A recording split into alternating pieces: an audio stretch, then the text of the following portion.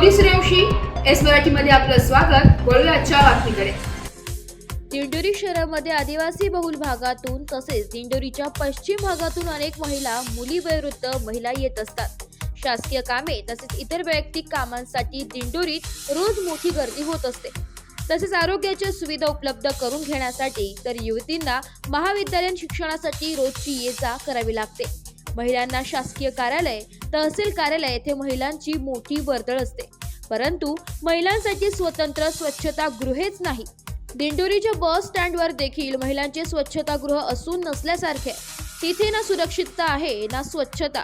त्यामुळे प्रशासन महिलांच्या सुविधांकडे लक्ष देणार की नाही असा संतप्त सवाल विचारला जात आहे। या संदर्भात सामाजिक कार्यकर्त्या उज्ज्वला कोथळे यांनी महिलांच्या ज्वलंत प्रश्नांवर प्रतिक्रिया देत प्रशासनाचे लक्ष वेधले। तेव्हा प्रशासन यावर कोणती भूमिका घेणार याकडे सर्वांचे लक्ष लागले। आज आपल्या दिंडोरी शहराविषयी दोन गोष्टी बोलण्याचा मानस आमचा झाला। बरेच दिवस झाले दिंडोरी सारख्या अतिशय उत्कृष्ट किंवा वेगाने वाढणाऱ्या शहरामधली जी सामाजिक परिस्थिती आहे, खास करून महिलांच्या संदर्भात, त्या अनुषंगाने मी आज इथे बोलत आहे।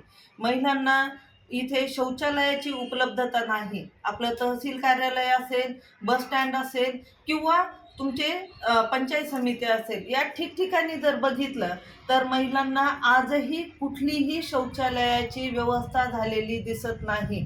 प्रचंड वेगाने वाढणाऱ्या शहराची जर ही अवस्था असेल तर काय बोलायलाच नको। दुसरा विषय, जर तुम्ही बस स्टँडकडे गेलात तर तुम्हाला बघायला मिळेल तिथे स्वच्छतागृहांमध्ये फक्त आणि फक्त दुर्गंधीच, इतकंच नाही तर नको असलेल्या गोष्टी निदर्शनास येत असल्यामुळे आमच्या विद्यार्थिनी मुली, शालेय मुली, कॉलेजला जाणाऱ्या मुली, तसेच बाहेरून प्रवास करणाऱ्या महिलांची अतिशय गैरसोय होत आहे। आणि याच्याकडे कधी कधी असे वाटते की सोयीस्कररित्या दुर्लक्ष होत आहे।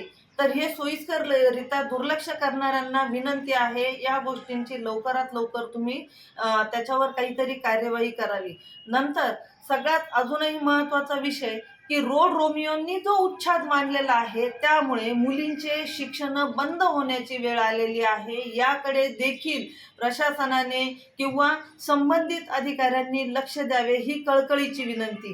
कारण रोड रोमियोंमुळे मुलींना क्लासला किंवा शाळेत वेळेवर पोहोचण्यासाठी सुद्धा उशीर होत आहे, आईवडिलांची मदत घ्यावी लागत आहे आणि त्यामुळे आमच्याकडे आलेल्या याच्यानुसार काही मुलींना शाळासुद्धा बंद करावी लागत आहे।